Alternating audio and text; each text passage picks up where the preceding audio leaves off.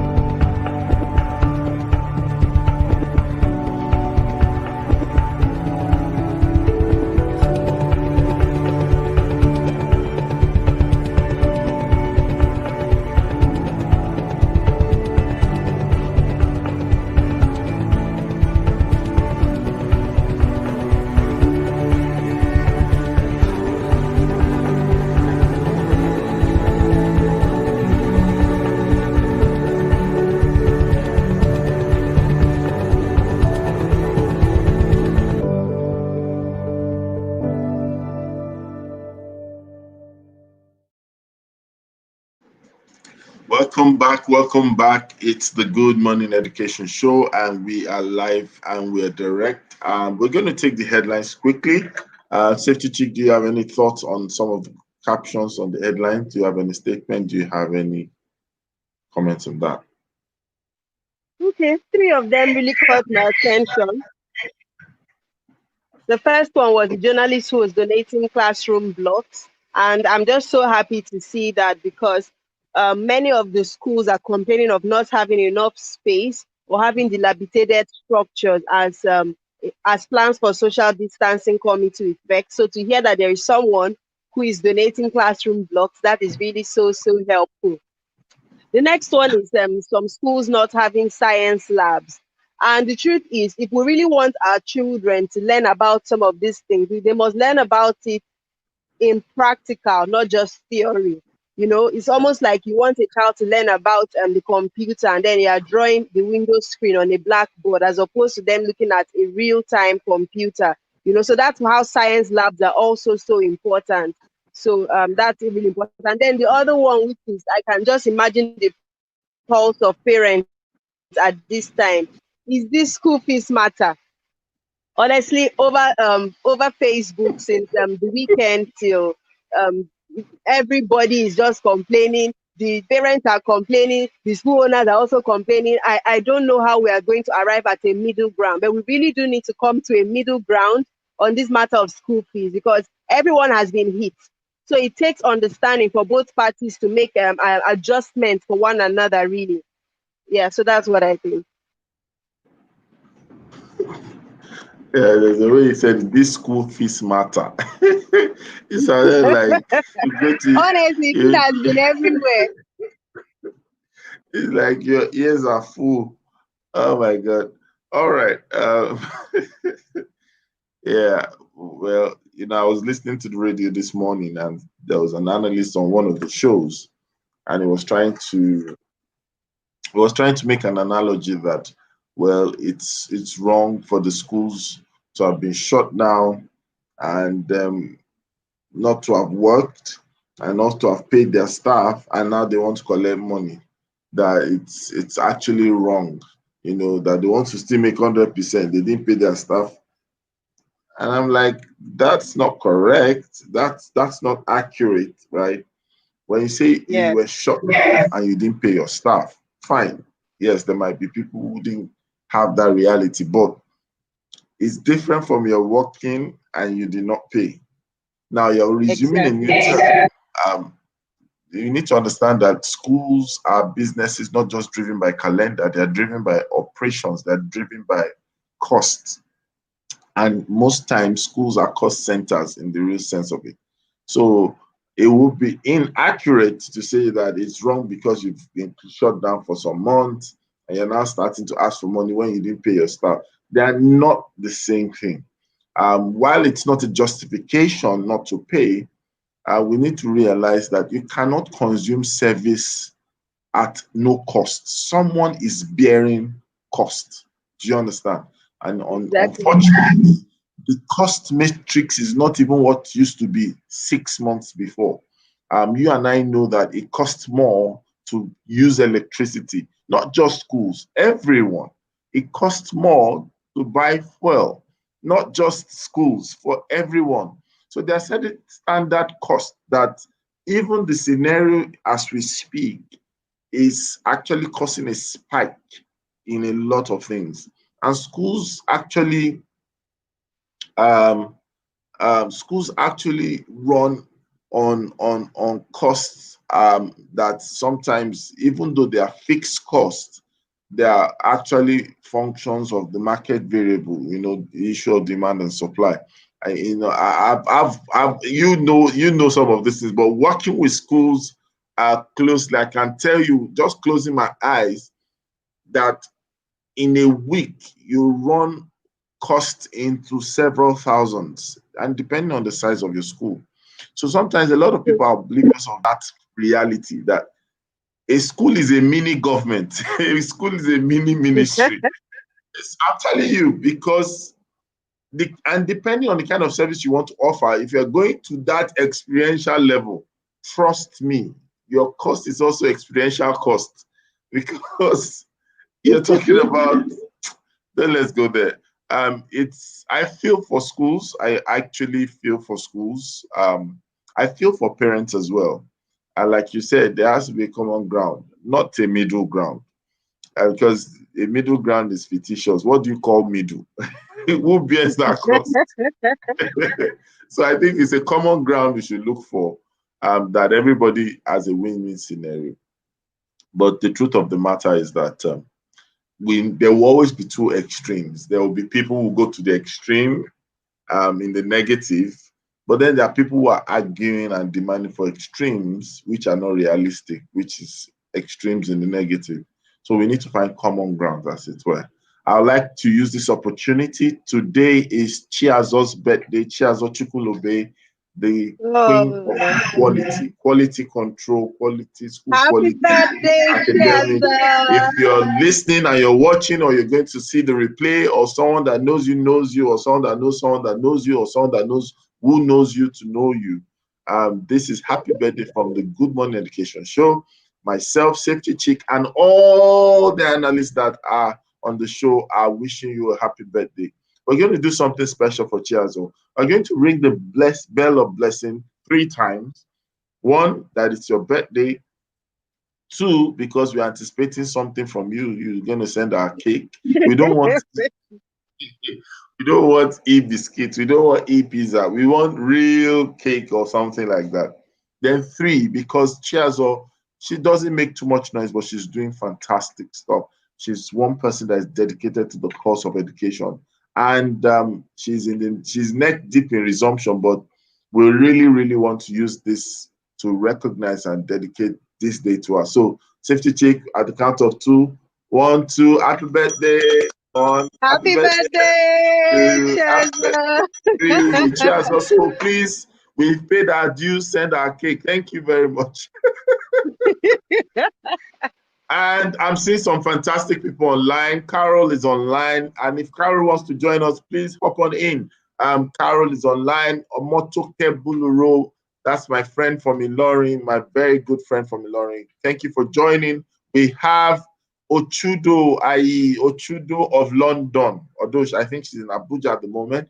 Ochudo, thank you for joining. And we have Prince Otumba Babatunde Ogunshuba, all the way from Lagos State.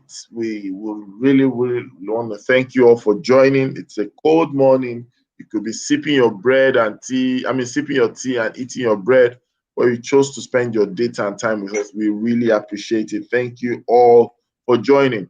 And of course, if you're just joining and you just wonder what we're doing, this is the Good Morning Education Show, where we share thoughts and conversations within and around the world of education, not just Nigeria, not just Africa, the entire world. And we always have a custom. As for those who join in for the first time, I did not ring the bell of blessing for Ochudo. So this is the bell of blessing for you, Ochudo.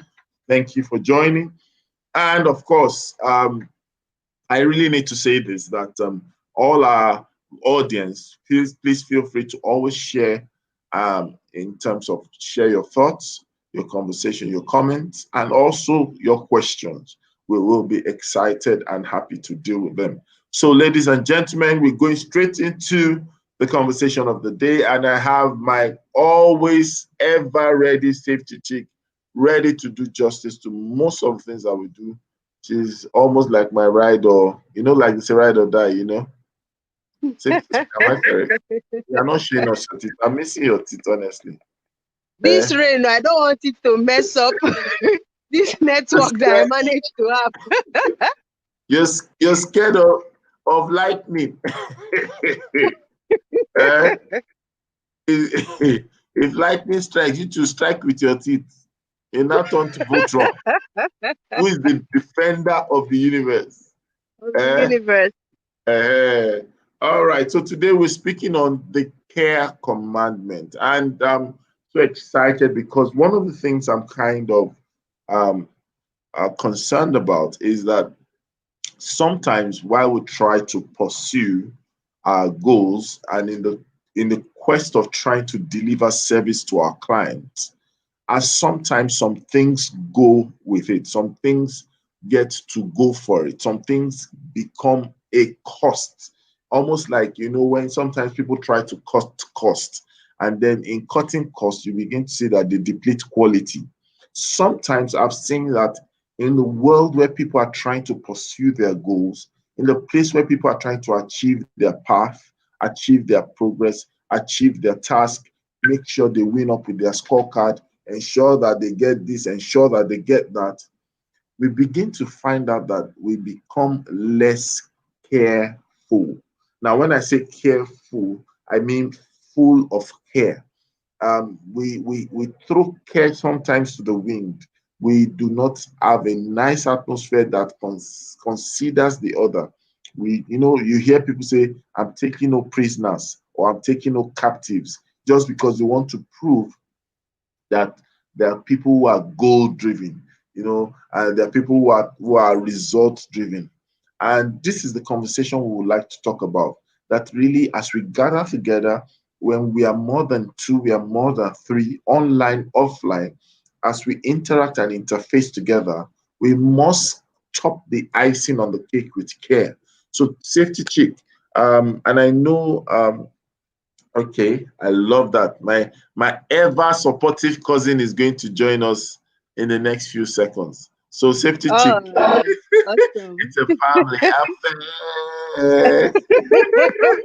It's a family affair. So my cousin is coming up shortly. I've been told, and I spy with my little eyes. This show today is going to be fantastic, superstic, and all tastic that it can ever be. All the So ticks.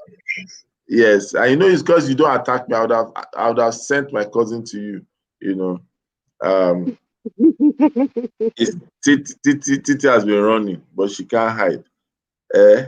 And like our statement, he or she that runs, will do what? Will We live live to to fight fight another day another day. I and win. lose. Win. Titi will lose. Titi will lose. Me, I win. All right. So, Caro, I've sent you the link. You could join us. The link is right at your door. Step. Thank you all for joining. So, safety chick, let's start with you. I want you to take the floor. The care commandment, the commandment to care. Why is care a must? So care is very important because if people feel that they are cared for beyond what they are giving, offering to the organization, it gives them this sense of Hey, responsibility. And they just, welcome, you're Hello, welcome. cousin. hi. I've got my cousin in the building. Yeah. Good So morning, it, good morning, good morning. Good morning. yeah, Thank you you're for joining. welcome, Monima. Yes. So it gives that person a sense of responsibility that this organization cares for me beyond what I bring to the table. They care about my well-being. That was one of the things I mentioned yesterday that boosts performance. When people can feel that okay, it's not just about the fact that I come and I teach. They care that oh, you're not feeling too good. What happened? Oh, you look stressed. Are you sure you're resting? Just a little advice here and there. Just bringing that human feeling, that empathy to work really makes a difference. Fantastic. Okay, Carol.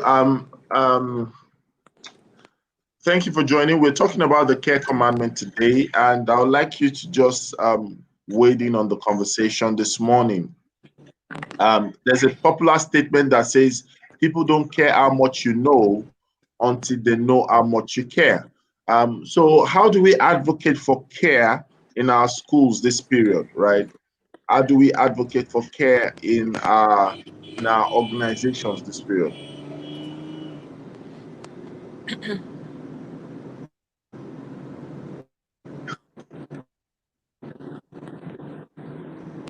Carol, can you hear me? Sorry, was the question for me? I didn't hear. Yes, the I question lost you is for a for minute. you. Okay, so I'm asking you to speak on the matter of care in our schools, care in our organizations. How do we ensure that we promote a culture of care, even while we're trying to achieve all the things we want to achieve?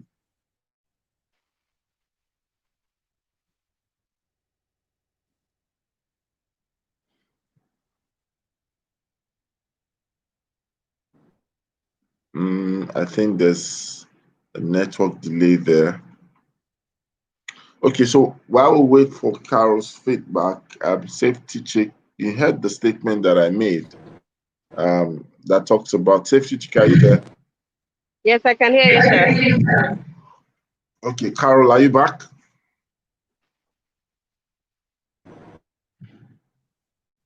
think it's the Okay. network. Yeah, it's the network, obviously. Um, Carol, are you back? Hi, sorry. So we're asking about the culture of care. How do we promote care in our organizations?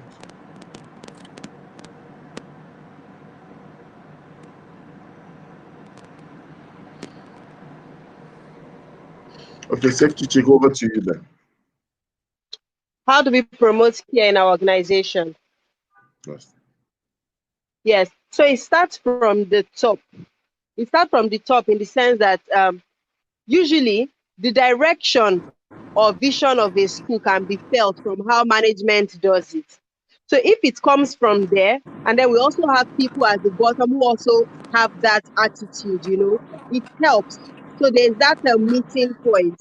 So if, for example, you know that you have a school owner or a school administrator who from time to time bumps into you to just ask questions about how you're really doing, what are the challenges you're facing, if maybe there's a challenge at home, if you need, just that feedback, that opportunity to have a conversation, it makes you feel that, okay, this person sees beyond the fact that I'm a teacher here. And so what now happens is they might also want to translate that feeling to their colleagues on the same level or to their subordinates. Because many times people model what they see, most especially if they are motivated and if it is a good thing. They would model it to others because they also want to be seen as good. People always want good things to be said about them. People always want a really nice reputation, right?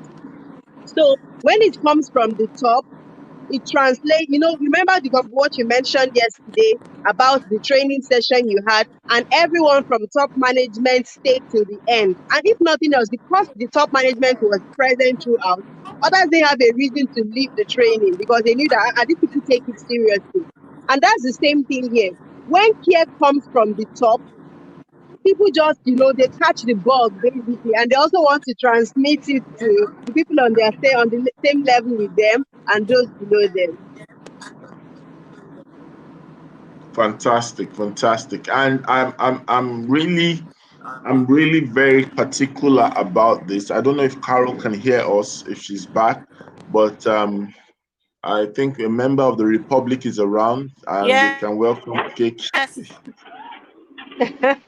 You're welcome,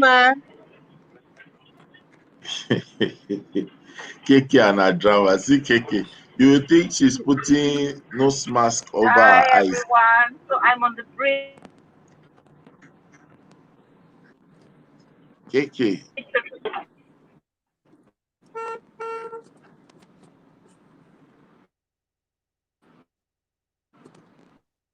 Carol, are you there?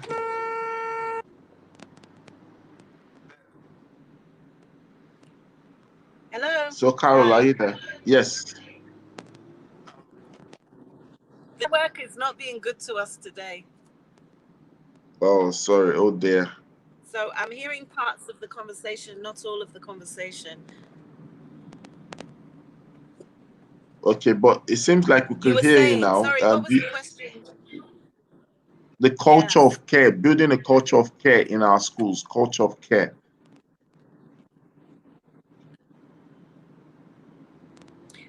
The school culture, one of the things I found about the school culture here is it's one of top down, you're being paid to do a job, get the job done. Um, I don't need to worry about your welfare because you're being paid. As far as we're concerned, once we've paid you, that's it. Just get the job done. And I don't think that works. I mean, one of the things I've realized, even in the environment that I've worked in the last 5 years, is if you demonstrate that you care, are some people going to take advantage?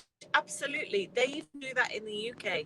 If you demonstrate that you care, especially in this season, people have had their salaries cut. Some people may have really, really struggled financially, not just within the family. They may have really, really struggled financially. If this is a season where school owners in particular really have to demonstrate that they care, those some teachers will have gone off and found other jobs, found things to do to supplement their income. They may not want to return, but if you demonstrate that you care, that you give a damn about how they've been, about how they've managed, about how they've been struggling, they're more likely to not just come back, but to stay in the longer term. So I think there's got to be a culture of care with your teachers, with your non-teaching staff, and especially with your pupils and your parents. There has to be an element of understanding. So I know some schools in this season, their costs have gone up significantly, and that's why I was really annoyed when you were talking earlier about what somebody said about school fees. This is a season where I've been working with schools who are getting ready to open, and their costs are unbelievable in a season where they've not been taking an income, and yet they've been trying to pay something to their staff. They've had to put in sanitizers, new sinks, and all these things in order to meet up to open. Their costs have gone up exponentially, and then people are complaining about paying school fees. You know, it's really not fair.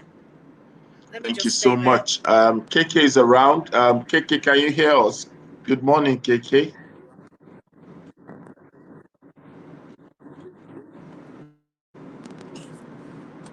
KK, are you there?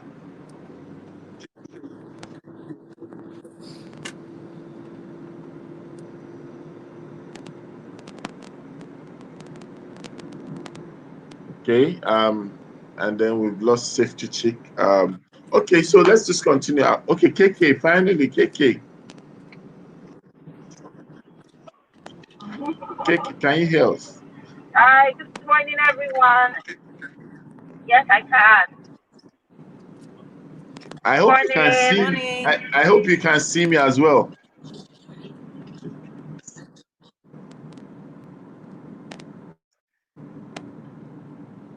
So we're talking about the culture of care. And my network is really bad. Just keeps bumping up. Okay, sorry about that. So Carol actually said that school owners must demonstrate a culture of care. We must demonstrate that. Absolutely. So, absolutely. what ways absolutely. can you help us in specific terms? How can school owners demonstrate care? In what ways can school owners demonstrate care? I mean, the first thing is, for me, right, relationship is so important, so important. So beyond the fact that you work for me or we work together, the relationship is so critical for me. It's more important than even the job contract, to be honest. So I personally, and I'm going to use myself as an example because I don't know how things in other people's places. I like to have a relationship with my staff, right? So I have a particular member of staff who came to me, I think about 2 or 3 weeks ago, and said, oh, she was leaving the family. We actually call ourselves family. I said she was leaving the family, and I said, I was shocked, to be honest. And she said to me, I mean, everybody she has mentioned has said, oh, what's wrong with where you work? And she has said nothing. My boss is great. That's the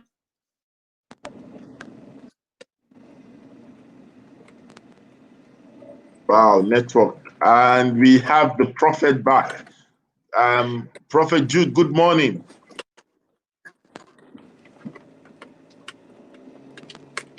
Jude, are you there? Good morning, good morning, good morning. Yes, good morning, my people. Good morning. I miss you. But I'm just wondering, is there Good morning, Jude. Jude, you need to appease the internet for us. I miss my people. Please appease the internet for us. You said? Appease the internet for us. Good morning, internet. Yes, because since you did not say please, good Jude, morning, internet. appease the internet. We need the internet. Okay. So, KK, are you back? Good morning, internet. Yes, KK, are you back? it's absolutely important that you have a relationship with the team. Yes, I'm back. I'm back. Everything. So Hello, you were can you talking hear about me? building relationships. What other practical ways can we demonstrate care in our Yes, schools this yes. period? I will tell them you care. Ask them. I mean, something I try and do is I try my best to ensure that one thing, I know at least one or two things personally about my staff. But every single time I ask them questions, so how is this going? So it's not just saying that you care, it's actually being practical with it. If, for example, I'm having trouble with anything, so there was a time we had issues, and I mean, being open, to be honest with you, being open, giving them an opportunity to talk, right? So I have an open door policy, and people literally walk through my office and just come and have a conversation with me. And I have no problem with that, right? And I don't use what they say against them. That's something that we need to learn in English. And you have to anywhere in the world, to be honest. When people talk to you honestly, and you want to show that you care, don't use what they say to you against them, right? So I have this culture, and I said, look,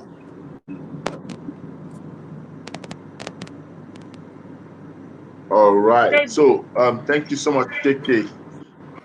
Jude, we are talking about the Care Commandment today. We started a series this week. We've spoken about value. We've spoken about team building and bonding. We've spoken about the performance commandment. Today, we're talking about the care commandment.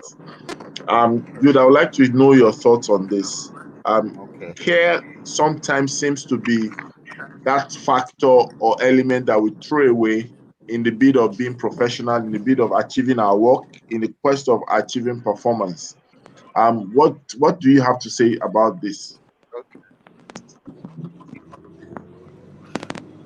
Uh, for me, care is very important in relationships. Care is, no matter how professional you want to be, you take care to deal with people, right? You take care to deal with connections you have in a business, because most times we think professionalism is just being like a robot.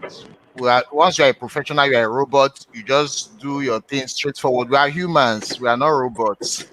And definitely, the level of care you show in your business, or the level of care you show with your colleagues or with whoever you're working with, as long as the human factor is there, is definitely going to be required to build stronger relationships.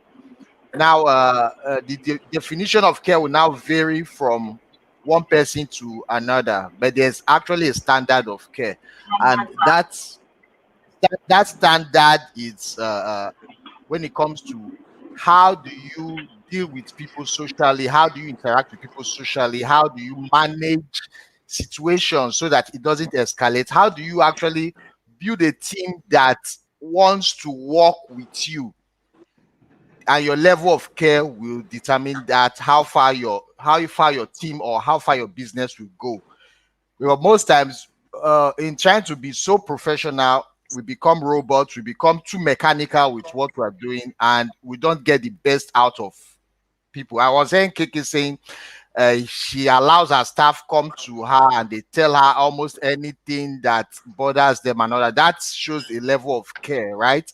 And if it's not there, if your staff or your coworker cannot come to you to discuss, sometimes it might be personal life, sometimes it might be something disturbing them.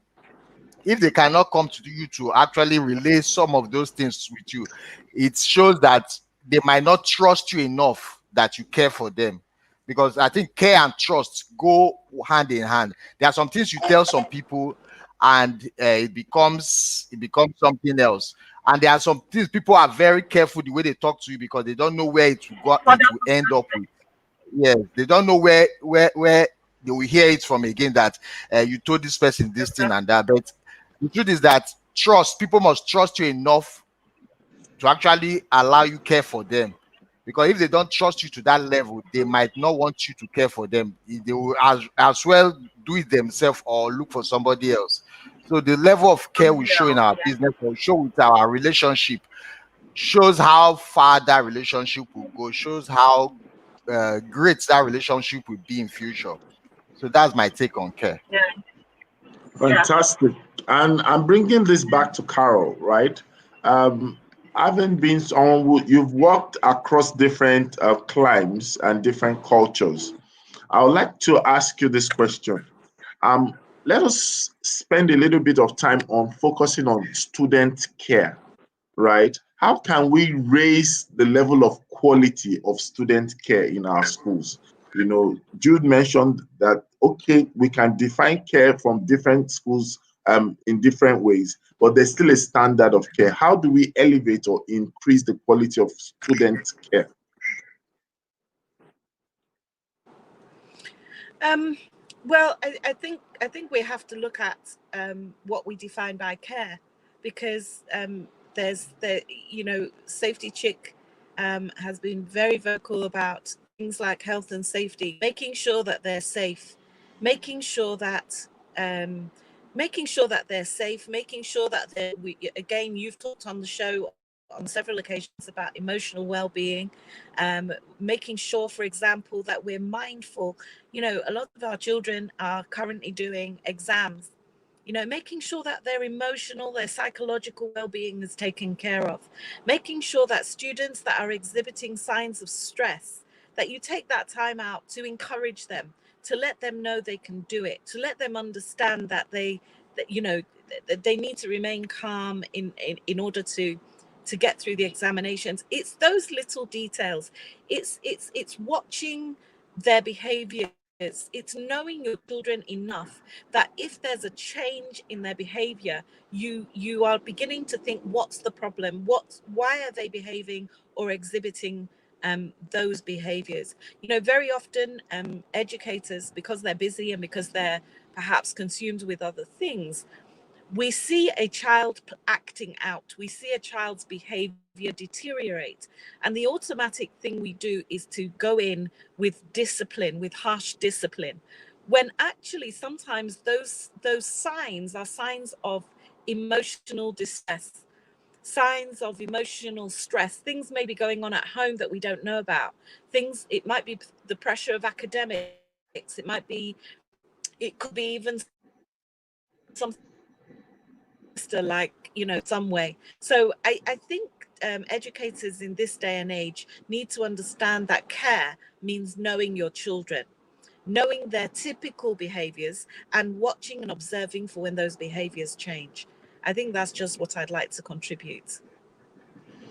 Fantastic. Care is knowing their behaviors, and that will really mean practicing consciousness, because it's easy for you to just look the other way or just say, I'm minding my business. And that minding my business can actually mean you are losing your business. you know, Such a paradoxical approach. KK, are you there now? KK is always on the move. KK, you've not remitted your tithes to the Good Morning Show ministry. Uh, okay, so KK. Okay, yeah, I mean, yeah, so I was listening to.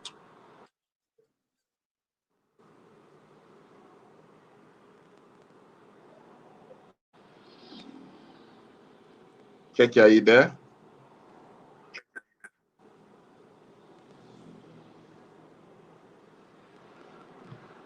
The network is not being Carol good to look us after the only today. child, and that's standard. Wow. Yes. So hey. So you said, well, KK, you're back now. Okay, so I was saying that I agree.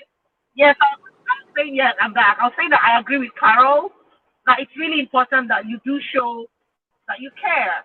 If the child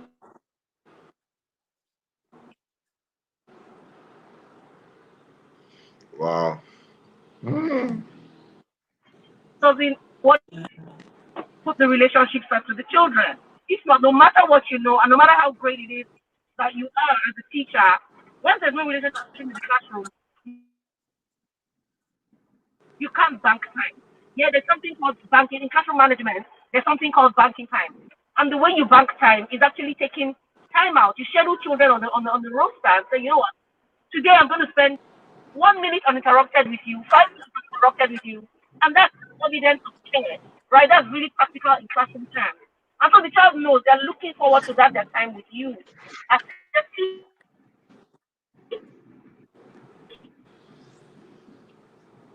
Okay, so thank you, KK.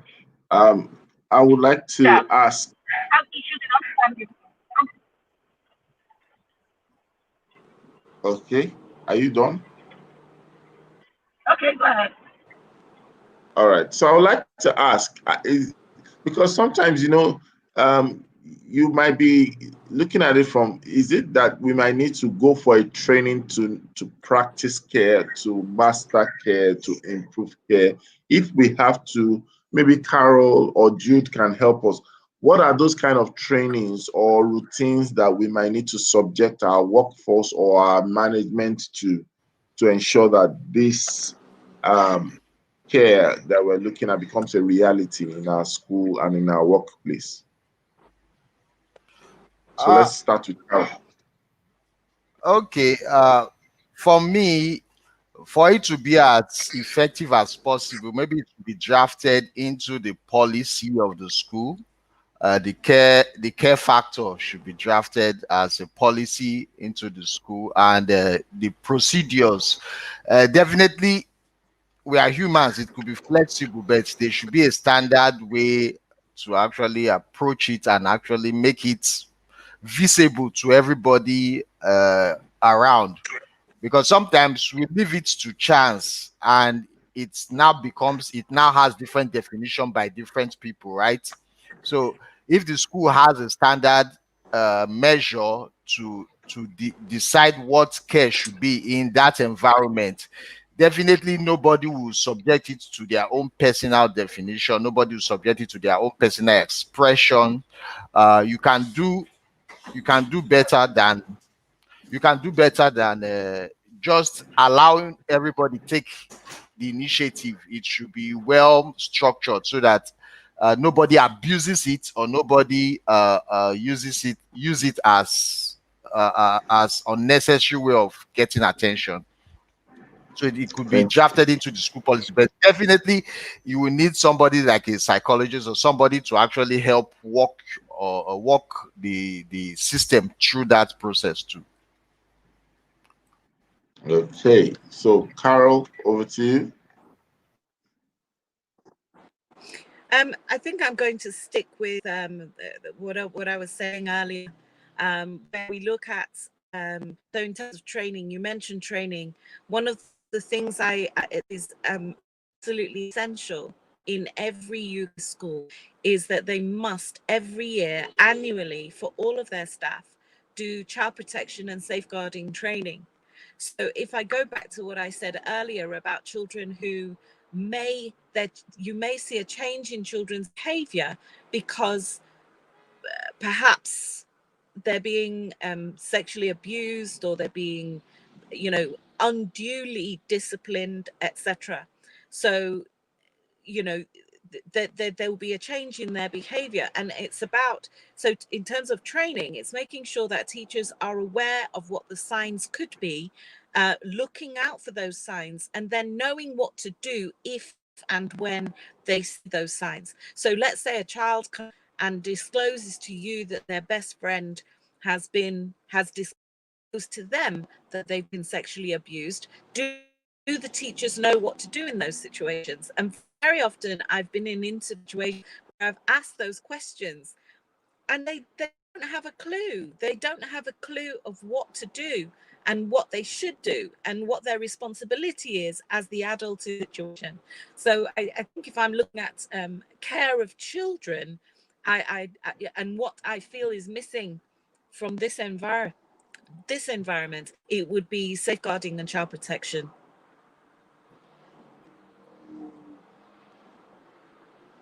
Someone that also always says this, that's Barrister Tawa Kinam, is always saying, it's in his mantra, in the bid of providing, is it there's a way he says it, like ensuring like safe and something. If I remember, I'm gonna I'm gonna say there's a way he puts it. It captures it in a very way. See, okay, yes, he calls it safe, securing a friendly and protective environment for the children. But it uses the acronym SAFE, and that's very powerful. That's quite important. Okay, so I want to take out to another aspect of care, which talks about the industry itself. How do we care about education? How do we care for the sector? How do we care for the school industry? What characterizes that? How do we demonstrate that? And I'll start with KK. I'm going to go to Jude, and I'll come back to you, Carol. So KK, how do we demonstrate care? If care is a must for our sector, how do we show that we're demonstrating care? I mean, we need to protect the sector. Some of these things that we talked about are things that we need to make mainstream, right? We need to also begin to look at, what is education really? So what are different elements of education? We've talked about some of them. We also need to begin to look at innovations in learning and how to actually pass across that innovation in a manner that showcases current reality. So that's how you show you care. It's also talking about the system, being proud of what you do. I'm very proud when I introduce myself to say I'm a teacher because that's who I am, right? To say I'm an educator. So showing that you care about the system means actually being vocal about the system. But first of all, you must understand your content. You must know what you're about. So it's not just to be nice and be saying that you're an educator, and then when you're pushed to say something about it, you don't even know anything about it. We must understand the policy concerning the sector. So all of those things show that we actually do care about our sector. We must look out for it, the people in it, and how we run the system that actually builds a supportive framework for our schools, for our teachers, for our students, for our parents, and of course for our school leaders. Thank you so much. Jude, what about you? What are your thoughts on that question? I'll be okay. For me, the way I'll be more practical with my own, the way I show my care, because for the sector, I really want innovations, improvement, a lot of new things happening in education, and I will go take the mile or take any length of what they call it, any length of techniques to actually bring innovation to the industry or to education. Because there was a video we were watching some time ago, and they showed, okay, it's even a picture, it's in a picture. They showed the transitions of phones, right? Smartphones. That phone used to be this dialing device. Now a smartphone, right? They showed cars from steam engine uh, to the tech cars we have now, to sports cars we have now. They show different devices, different industry, even banks. They showed how banks used to be, their teller used to be hand or typewriter, till now they are now tech. We are using ATM. They now showed education. There have not been improvement or changes in the educational industry or the sector, which calls for concern. And since it's my space in terms of educational technology, I will do anything possible to make sure that innovation comes into the education, so that 5, 10 years from now, we can look back and say that education used to be like this, but now it's now more sophisticated. It's now more improved. It's now more better than what it used to be 5, 10 years ago. So for me, bringing all expertise in terms of tech will make me will be the way I express my care for the industry. Fantastic. And I'm bringing it back to my cousin Carol. And I want Carol to, before answering the question, I want you to remind us of your vision statement. It was so powerful last week when you introduced your vision to us.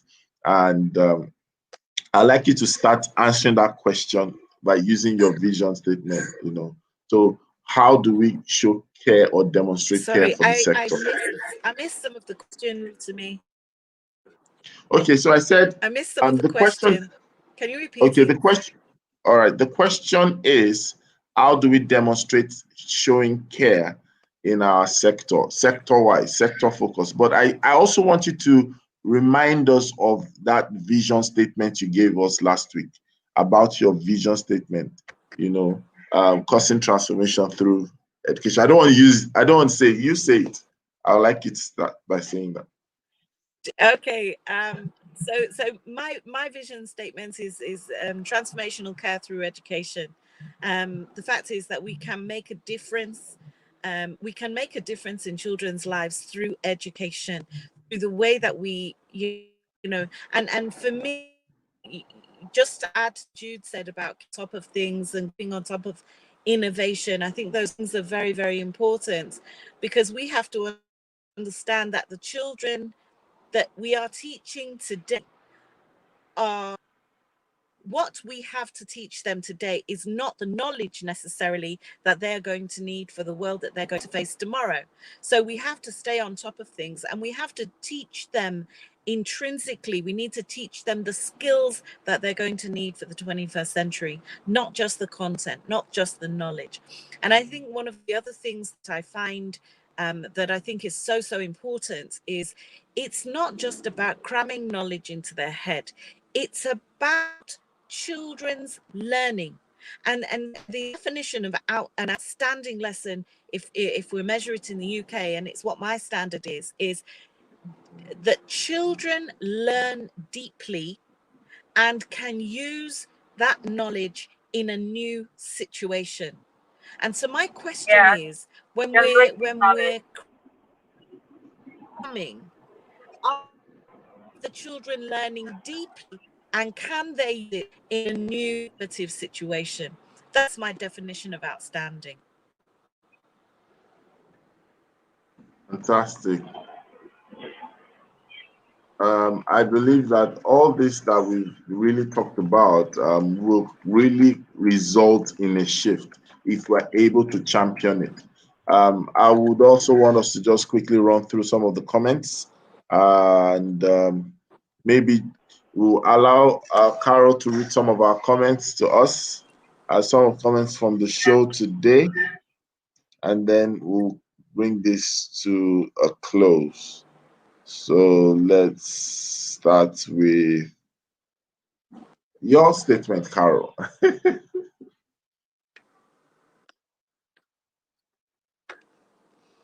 Which one? Yes, this one on the screen. Oh, okay, yes. School costs have risen in order to resume. And it is ridiculous. It is ridiculous now for parents to be, most parents have already resumed work. And I know they've all been through a challenging time. And I think school owners have been very mindful of the challenging times that parents have had. But most people have resumed now. So it's unfair to still be resenting the fact that schools are a business. They need to make money. They had ridiculous to be able to meet DQA requirements in order to open. And, they should actually be putting their charges up. Most of them are saying, look, have normally paid us. Let us pay us well, and let us try and get back to the new norm. So that's just my point of view.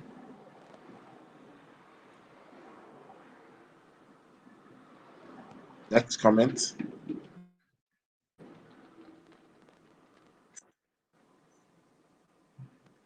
Yes, let's have the next comment, Carol. Oh, is it me? Oh, sorry, I didn't realize I was reading them. School owners need to demonstrate care, turn this into a new culture. Yeah, they do. They need to turn it into a culture of care, both for their staff, students, and for their parents. The whole culture.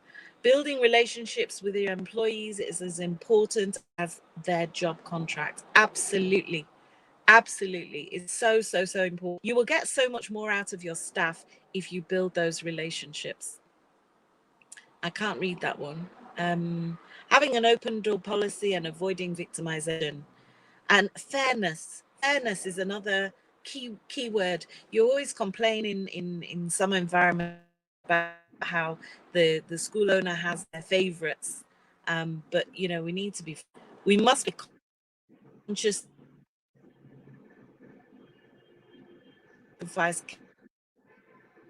Care.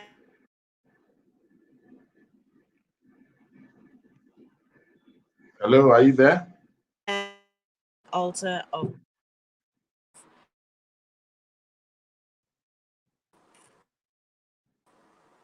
Hello. Hello.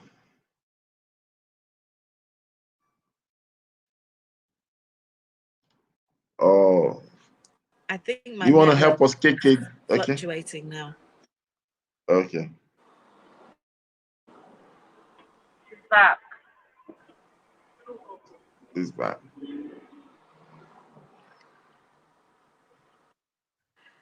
Making sure Okay, so students are safe is one sure way to improve the level of student care. I don't need to add much more to that. It says it all.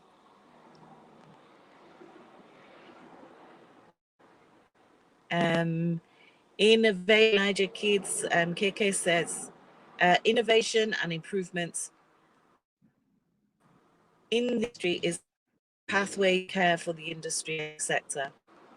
I haven't got my reading glasses on, so I'm struggling. oh, sorry. Um, so many things, businesses, products have evolved. Education must also evolve. Yes, Jude, you're absolutely right. We need to stay on top of things, and innovation is in education. We've all had to evolve during the season, and if you don't, you stand still.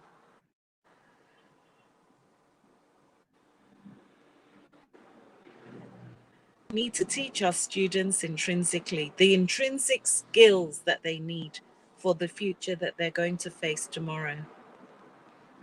Yeah. And it's just an addition to what Jude said. Yes. Thank you so much. It's been a great time. And even in spite of the weather and the network, we were able to have a great conversation today. Ladies and gentlemen out there, please do ensure you do something with all you've heard, do something with all you've learned. And I'm telling you that what we will experience will be better outcomes in what we do as a school, as individuals, of course, as a sector. I would like to appreciate KK on the field. And I know she's going out there to make more impact and make more income. And I'm very interested in second part, very, very interested in second part. Because KK, you'll be making impact together. We need to make income together. And for my cousin, all the way from Abuja, Carol, thank you for joining us. And if you're looking for a school improvement consultant, Carol is the person to go to. And of course, if you're looking for someone to handle your administrators in an administrated manner, KK is the person to go to. Please connect with us on YouTube, on Facebook, on Instagram, and all channels, and like our page. And KK, your cousin is saying good morning, Niger Kids.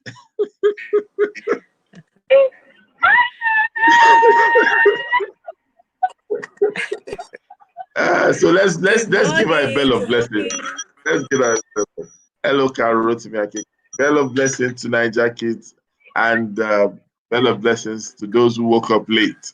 All right, ladies and gentlemen, it's already an hour, and we had a great time today. We'll be here tomorrow, and ensure that you always have a great day. She said, "Hello, cousin." Thank you so much, guys. Connect with our analysts, connect with our guests on all their platforms, and you'll get to learn more and find out more resources from them. Thank you once again. It's been a great time. It's always a great morning on the Good Morning Education Show. Bye-bye.